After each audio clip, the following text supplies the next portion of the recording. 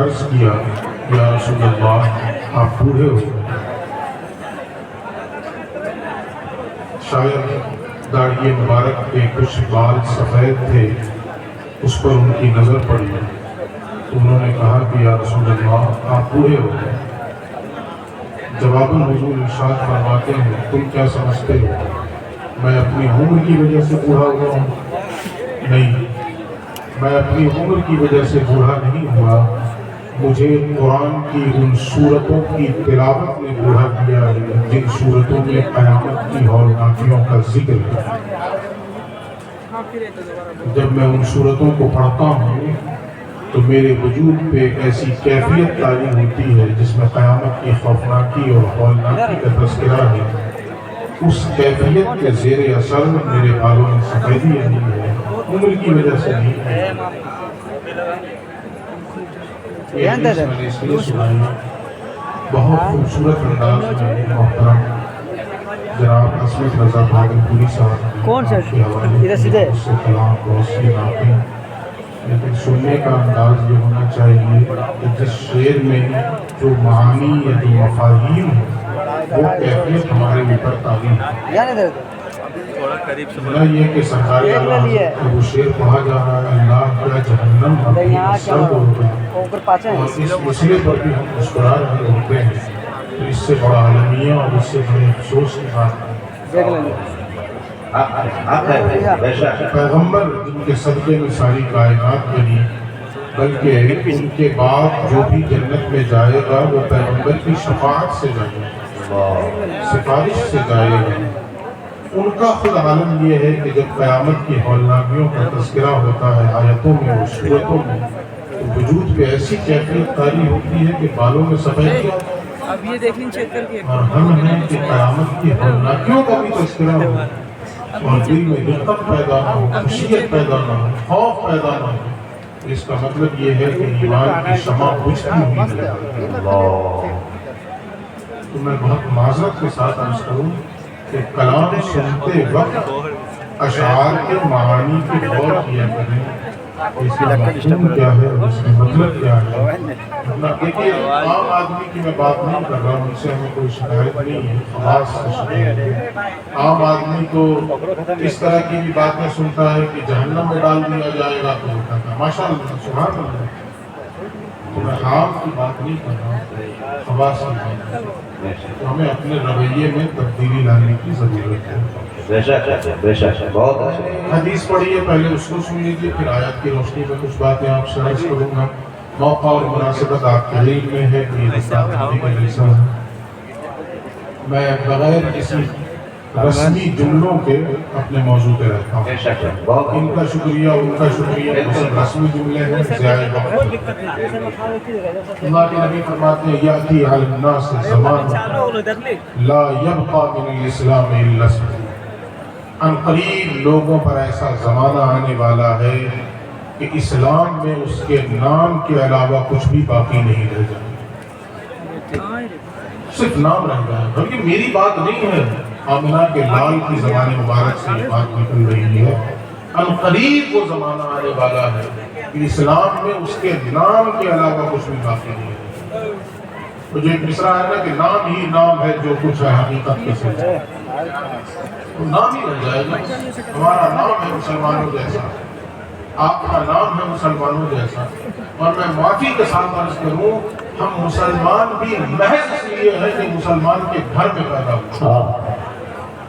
اگر کسی اور کے گھر میں پیدا ہوئے ہوتے تو ہمیں کیا پتا چلتا کہ اسلام کیا ہے؟ جی بالکل، ہم نے کوئی جانفشانی کے ساتھ، کوئی محنت اور مشقت کے ساتھ، کوئی تلاش و جستجو کے بعد اسلام کو نہیں پایا۔ ہمیں تو مفت میں وراثت میں دولت ملی ہے، لہذا ہماری نظروں میں اس کی کوئی قدر ہوتی ہے۔ تو پیغمبر نے فرمایا کہ قریب وہ زمانہ آنے والا ہے کہ اسلام میں اس کے نام کے علاوہ کچھ بھی باقی نہیں ہے۔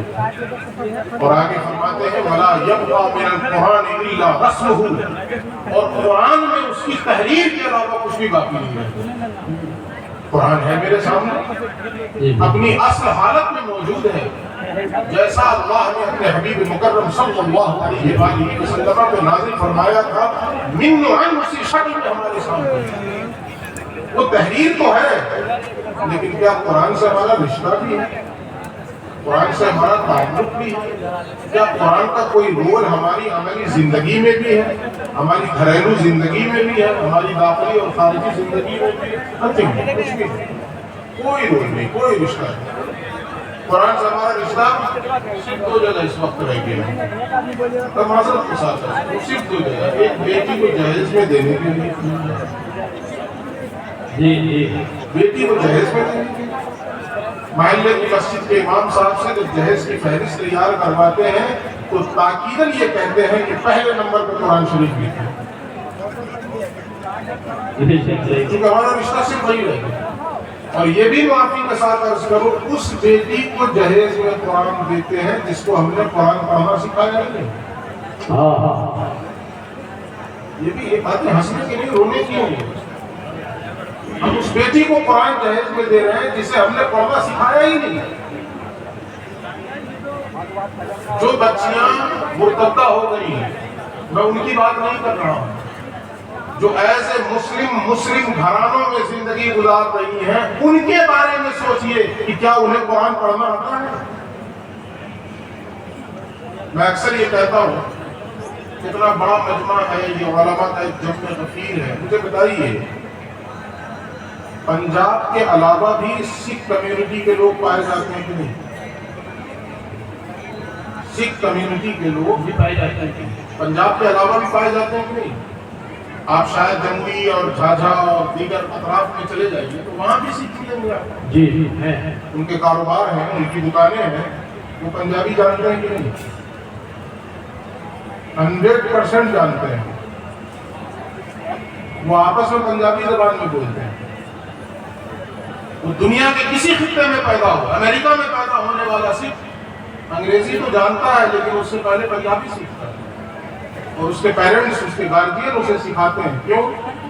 اس لیے کہ اسے اس بات پر زور دیا جاتا ہے کہ تمہاری مذہبی کتاب کی زبان پنجابی ہے، تمہاری مذہبی کتاب ہے گرو گرنتھ صاحب، اس کی زبان پنجابی ہے، تو باقی زبانیں بعد میں سیکھنا، پہلے پنجابی سیکھو تاکہ اپنے مذہب سے آشنائی ہو سکے۔ لیکن ہم مسلمانوں کی حالت کیا ہے؟ انگریزی پڑھانے پر اتنا زور کہ شاید اس مزدور ٹرمپ سے بھی زیادہ اچھی بولنے لگ جائیں، لیکن ہمارے بچوں سے پوچھ لیجیے کہ قرآن پڑھنا آتا ہے؟ پوچھ کے دیکھ لیجیے۔ جی یہ تو مدرسوں کا احسان ہے کہ کچھ قال اللہ اور قال رسول، کچھ ماشاءاللہ رسولی کے شکار ہر جگہ ہے، لیکن یہ کہ پھر بھی ان نامساعد حالات میں بھی یہ مدرسوں کا احسان ہے کہ اس نے قال اللہ اور قال رسول کو بچا کر رکھا ہے۔ یہ جو اذانوں کی آوازیں ہمارے کانوں میں چلی آتی ہیں اور وقت سے 5 وقت نمازیں ہو جا رہی ہیں، یہ بھی مدرسوں کا احسان ہے۔ ورنہ مسجدوں کی بھیڑ میں 50 آدمی میں سے ایک کی زبان اگر امام صاحب منٹ لیٹ ہو جائے، گھنٹہ نہیں، منٹ لیٹ ہو جائے تو 2-3 صفوں میں کھڑا ہوا ایک شخص امام کے خلاف اتنی لمبی زبان نکالے گا۔ یہ کیا طریقہ ہے؟ وقت کی پابندی نہیں ہے، لیٹ ہو رہے ہیں۔ اچھا اگر وہی امام پیچھے سے آواز دیتے کہ مجھے اور 5 منٹ لگ جائے گا، میں بھی آیا ہوں، وضو کروں گا، سنتیں پڑھوں گا، ایک کام کرو آپ میں سے کوئی بڑھ کے نماز پڑھا، ان 50 میں سے کسی ایک کی بھی یہ صلاحیت نہیں ہے کہ وہ مصلی امامت کو کھڑا ہو سکے۔ اگر امام پروٹیسٹ کر دے، احتجاج کر دے، تو شاید آپ اپنے مردوں کو لے کر کعبے پر گھومتے رہیں، کوئی جنازہ پڑھانے والا نصیب نہیں ہے۔ یہ المیہ ہے۔ اس لیے حضور نے فرمایا وَلَا يَبْقَى مِنَ الْقُرْآنِ إِلَّا رَسْمُهُ، ان قریب وہ زمانہ آنے والا ہے کہ قرآن میں اس کی تحریر کے علاوہ کچھ بھی بات نہیں۔ تو ایک وقت میں نے بتایا کہ بیٹی کو جہیز میں دینے کے لیے، اور دوسرا وقت جب کسی کی جان اٹک جائے تو اس کی جان نکالنے کے لیے، یعنی سورہ یاسین پڑھیں اس کے سرانے بیٹھ کر۔ یعنی قرآن کے نزول کا مقصد یہی تھا کہ ہم گھوم کے اس سے جان نکالیں؟ قرآن کے نزول کا مقصد تو یہ تھا کہ اس کے الفاظ سے مردہ دلوں میں زندگی کی بو دوڑاؤ